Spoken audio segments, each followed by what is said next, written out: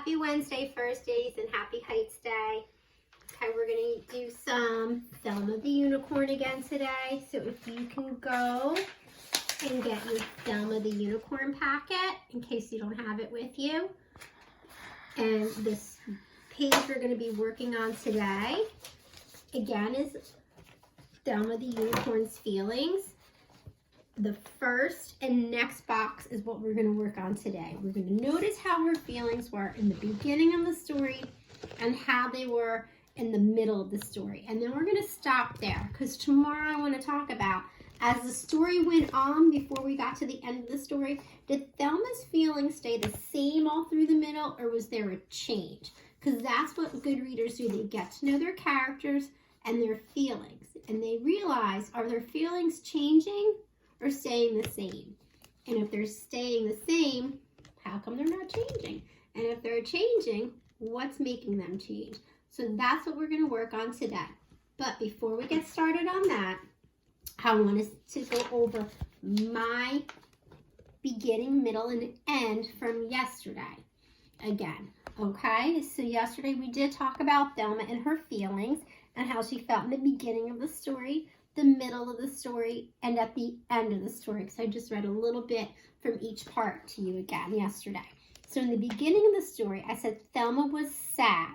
She wanted to be a unicorn. So I noticed she was sad, and the reason why she was sad is because she was a horse, but she really wished she could be a unicorn because she thought unicorns were so much more special. Then in the middle, she becomes a unicorn, and at first Thelma loved being a unicorn. She even said, "Now I'm special." But then as she kept being a unicorn, she missed her friend Otis. And at the end of the story, Thelma was happy to be herself. She decided that being a unicorn wasn't so great after all. She went back to being a horse and was able to be with her friend Otis again. All right, so we're going to pay attention to that again today because good readers always reread to get to know their characters, and we always learn a little bit more each time we do that. So I'm going to reread just the beginning and the middle. So just the parts that will be the first and next. I'm going to read. When I'm finished reading the first and next parts for Thelma, you're going to fill in just first and next for me today. How was Thelma feeling? Why was she feeling that way? And remember, you have that picture to draw to help you with your words, and you're going to try your words the best you can. All right, so we're going to do this right now, and then tomorrow we'll come back and we'll finish it. So first and next, paying attention to Thelma and how she was feeling and why she was feeling that way, because our actions and feelings. Thelma felt a little sad and she felt forlorn. You see, she wished with all her heart to be a unicorn. You can see she looks in the clouds and she sees that unicorn in the cloud.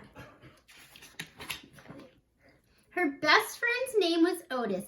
He liked her quite a lot. He said, "You're perfect as you are." But Thelma said, "I'm not." And she's looking at this horse, this beautiful horse that looks like maybe it could be a unicorn, even though it's a horse. And that was when she saw it, a carrot on the ground. It gave her such a great idea. She squealed and jumped around. She took the simple carrot and tied it to her nose. "I'll say that I'm a unicorn. It might just work. Who knows?" Look at Otis is looking like, I don't know about that, Thelma. As Thelma watched the swerving truck, it very nearly hit her. Would you believe that truck was filled with nice pink paint and glitter?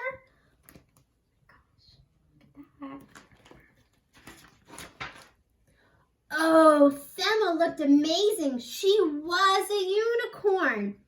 "I'm special now," she cried out loud, and so a star was born. All right, so our first and our next. How was Thelma feeling in the beginning? And how is she feeling now? What made her feelings feel that way? What were the actions? Did her feelings change? Let's read one or two more pages. All across the whole wide world, her fans would cheer her name. Thelma loved it every bit. The fame, the fame, the fame. Thelma was a superstar. Her dreams had all come true. The fairy princess. All right. I want you to stop and think. Coming back to this. First, how did Thelma feel? What did Thelma want to be? Why did she feel that way? And then what happened? All right, so you're going to fill these few parts out. Come back tomorrow. We'll go over this and we'll finish reading for the end. All right, I'll see you tomorrow, firsties.